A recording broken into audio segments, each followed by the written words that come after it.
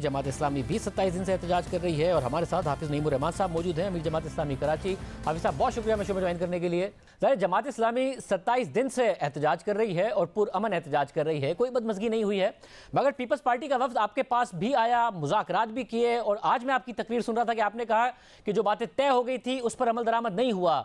आपके एहतजाज के इस वक्त क्या स्टेटस है, क्या बातचीत हुई, क्या अमल दरामद नहीं हुआ और क्या मामला है? देखें, एक तो हम 27 दिन से यहाँ धरना दिए बैठे हैं और पुरअमन है, और उसके साथ साथ हमने ये किया कि यहाँ तो हमारा धरना जारी रहता है और शहर में हमने बड़े बड़े एहतजाज भी किए। शाहर फैसल पे भी हमने धरने भी दिए, एहतजाज भी किया। फिर हमारी ख़वातीन का बहुत बड़ा यूनिवर्सिटी रोड पर धरना हुआ, फिर जलसा आम हुआ और कॉर्नर मीटिंग्स और ये सब भी चल रहा है।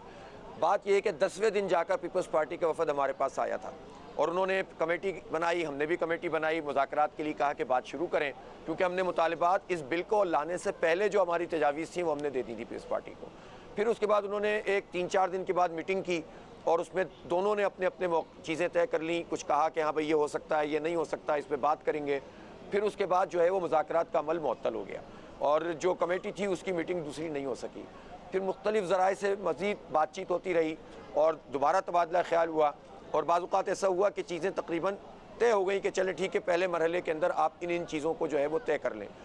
लेकिन ये हुआ कि फिर उसके बाद दोबारा अप्रूवल्स में चले गए। उन्होंने कहा कि नहीं साहब, जो हमने तय किया था वो उस पर फ़लाँ नहीं मान रहा, फ़लाँ नहीं मान रहा, पार्टी में भी एक मसला है। तो हम देखा कि भाई देखें, जब एक चीज़ तय हो जाती है तो फिर उस पर अमल दरामद होना चाहिए। बहरहाल आखिरी मुलाकात भी 1-2 दिन पहले और बातचीत हुई है, CM साहब भी ऑन बोर्ड है। लेकिन अब मैं चाहता हूँ कि देखें, सही बात यह है कि पॉलिटिकल नॉर्म्स भी कोई चीज़ होती हैं।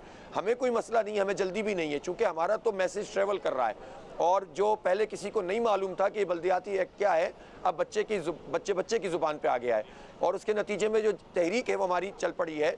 हमने तो परसों 5 बड़ी शाहराहों के ऊपर हमें बैठना है, जाके धरना देना है पुरअमन तरीके से। हम कोई तोड़फोड़ नहीं कर रहे, हम किसी को पत्थर नहीं मार रहे, हम किसी को जो है तकलीफ़ नहीं दे रहे।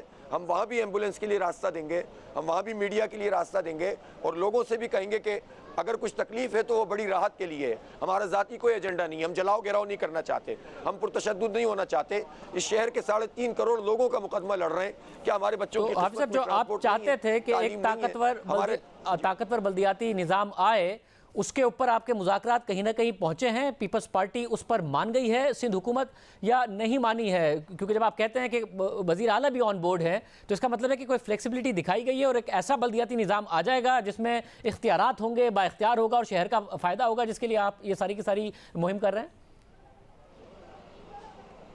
देखिए, हमारा बुनियादी तौर पर तो ये था ना कि ये जो कानून इन्होंने 2013 में लाए उसके अंदर भी अच्छा खासा इन्होंने तमाम इदारों पे कब्जा कर लिया था। फिर 2021 में तो इन्होंने रहे सहे बच्चे कुछ इख्तियारात भी ले लिए। ज़ाहिर है उस वक्त इनकी रेजिस्टेंस नहीं हुई थी, इत्तेहादी थे इनके, 1 साल मजीद भी जारी रहा था, लेकिन इस मरतबा ज़ाहिर रेजिस्टेंस हुई।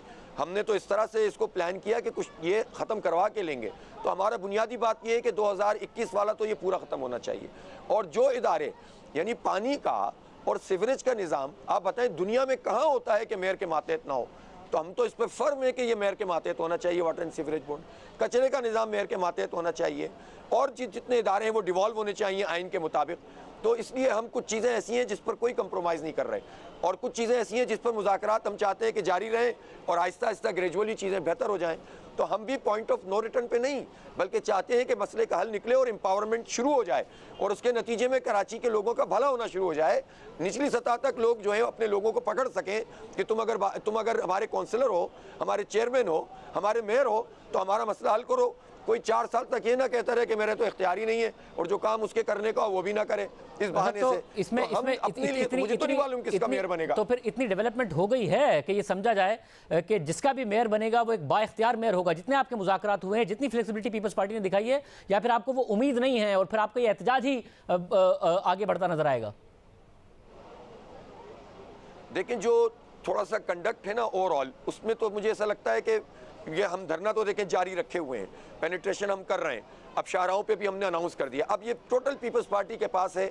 देखें, मुफ्ती मुनीबुर रहमान साहब एक मरतबा आए तो उन्होंने एक बड़ी अच्छी बात कही कि पुरअमन लोगों की जायज़ बात जब आप नहीं सुनेंगे तो आप क्यों इस बात का इंतज़ार करते हैं कि लोग पुरतशद्दुद बने। जमात इस्लामी कभी पुरतशद्दुद नहीं बनेगी, मैं आपको लिख कर दे रहा हूँ।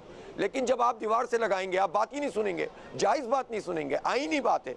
आइन का आर्टिकल 140 कहता है कि डिवॉल्व करो, आप इवॉल्व कर लें। वो कहता है मालियाती, सियासी और इंतज़ामी इख्तियारात दो।